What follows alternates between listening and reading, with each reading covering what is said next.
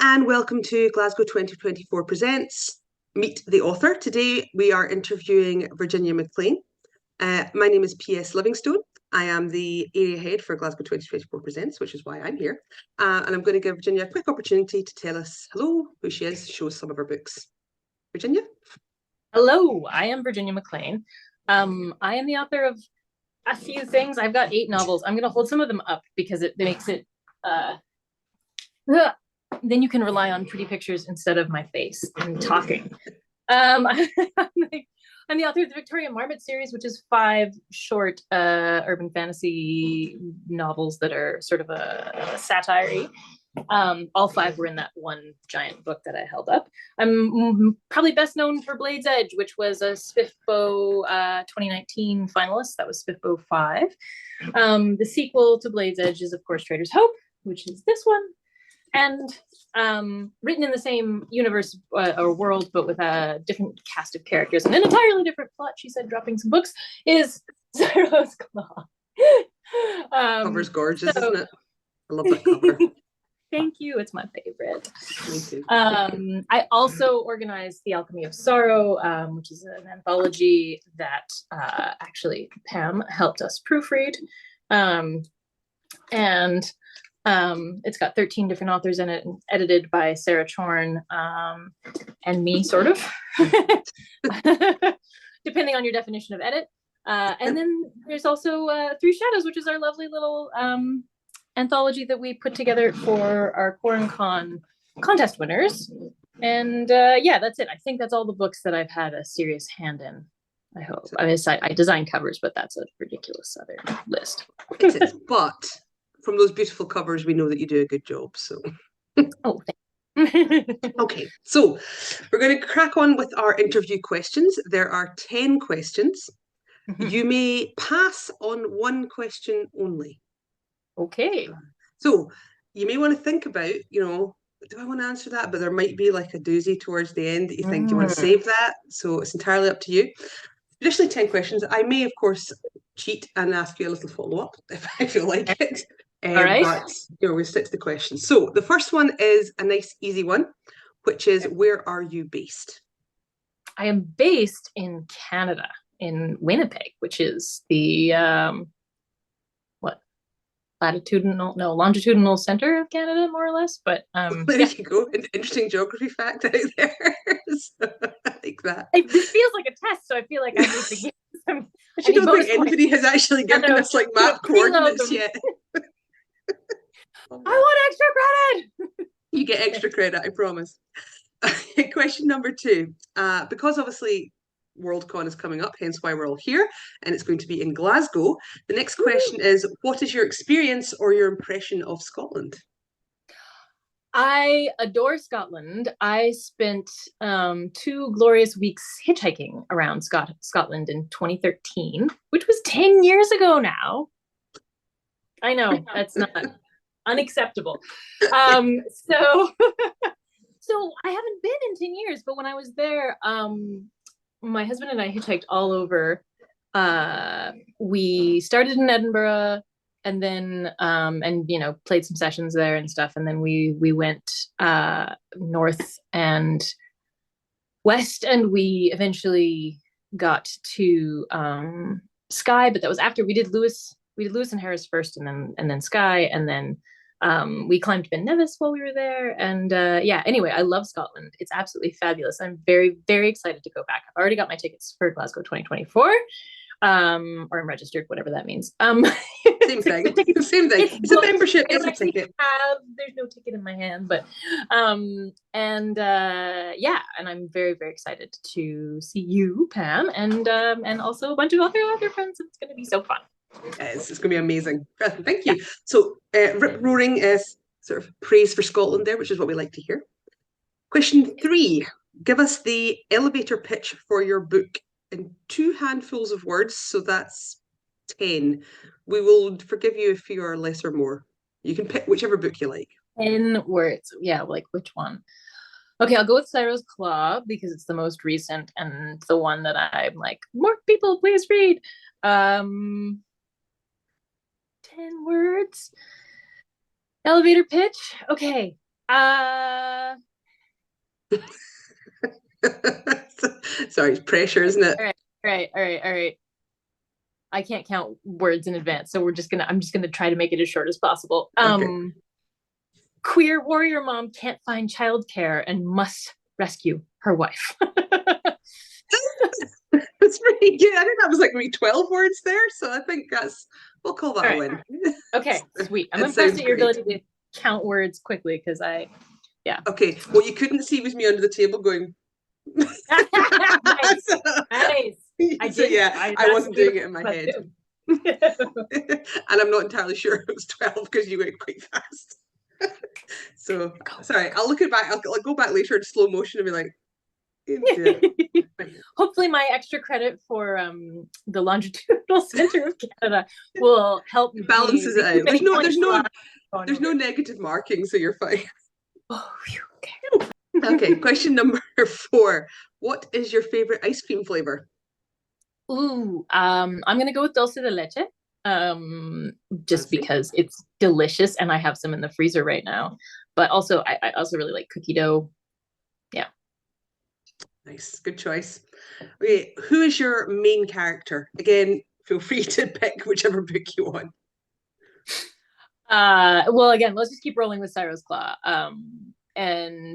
So there are multiple main characters in Cyro's Claw, but Torako is the one who's sort of nearest and dearest to my heart because of her sword wielding while baby wearing.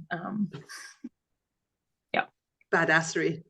badassery. Yeah, yeah. No, she has a great character. So I loved her. I mean, you do have quite a wide cast, and they all gonna get a reasonable amount of screen time, book time, page time. Page time. Yeah. Page time. So yeah, but no, it's that kind of warrior mother, kick ass, but emotional at the same time. That's a great combination. So yeah, no, love it. Yeah. Question 6, and this is a serious one. Yeah. Star Trek or Star Wars? This is a false dichotomy. I love both. I'm sorry. I'm sorry, we cannot accept that answer.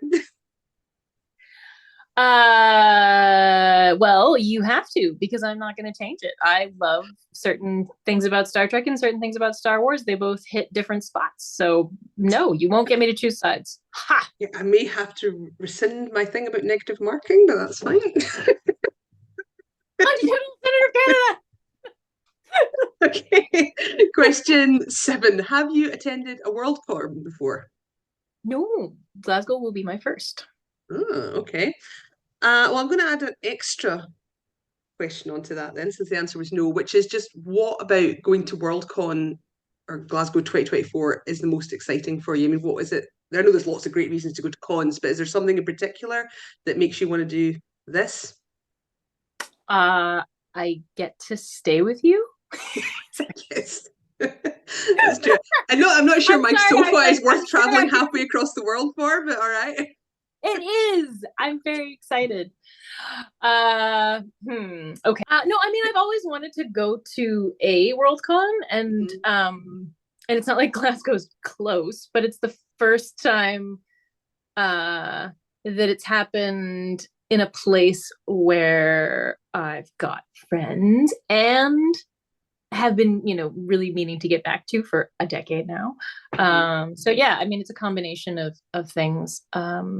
And I'm getting a bunch of my friends to go too. So anyone who wants to see people who are way more famous than I am, but whom I happen to know, they're going to be there too. I'm getting the band back together, as it were.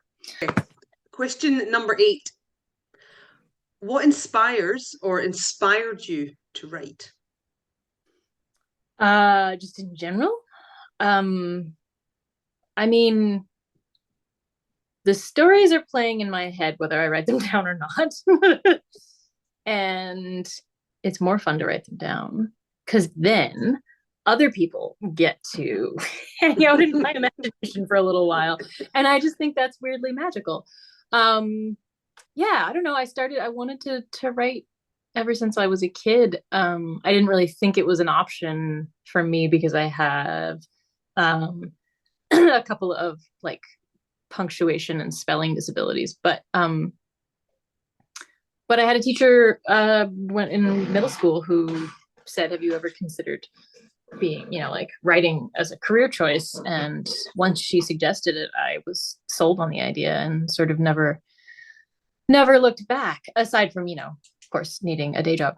Yeah. But yeah, and I planned for that in advance because I had done enough research into publishing to be like, okay, this is not the thing that's gonna like immediately pay my bills when I graduate from college. So yeah, so I prepped myself to do other work. But yeah, and so yeah, just sharing that weird magic of sharing my imagination with others is the thing that makes me want to keep publishing. I would write anyway, I think, just because for me, the stories, they really are just there. And if I don't write them down, they sort of get left untold or only half told or whatever. Like there's only so much that will actually play out in my head until I sit down in front of a laptop or a notebook and put it on paper or a digital file. Put it in. Question number 9. What is your favorite band or music? You can pick a song or a group. You can be a little flexible on this. I mean, I don't really have favorites, but I have things I listen to in phases. And like lately, while I've been writing, I've been listening to actually a combination of the soundtrack from the League of Legends. Yeah, go ahead, look it up, listen to it. You're welcome. Okay. It's epic. There's some really cool songs there. And then also and I don't even play League of Legends. Like I play other games that are just as nerdy. I just don't happen to play that one, but I listen to the soundtrack. And Billie Eilish. I've been listening to a bunch of Billie Eilish lately while I write. And it's weird that I've now listened to it enough that I can kind of tune it out and write and not actually transcribe lyrics, which is what used to happen when I would listen to songs. That still happens to me. I can't. Yeah. I need silence.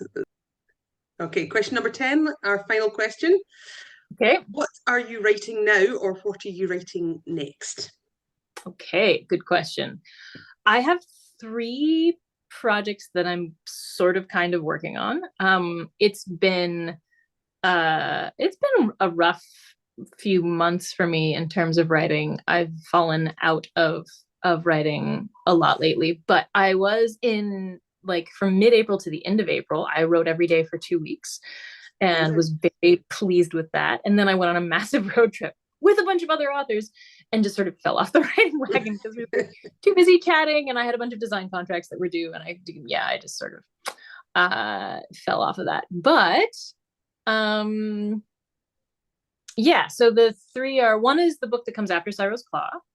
One is a book that I've hyped on Twitter a bit, so people may have heard me mention it before. It's I've been calling it Cozy Dragon Wars in my head.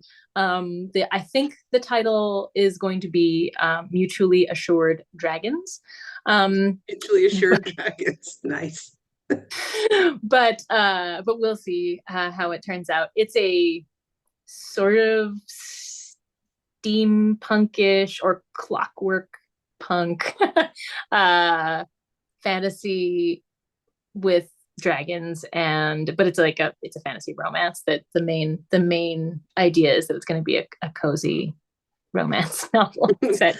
But there's a war and also a lot of dragons, so we'll see how that great.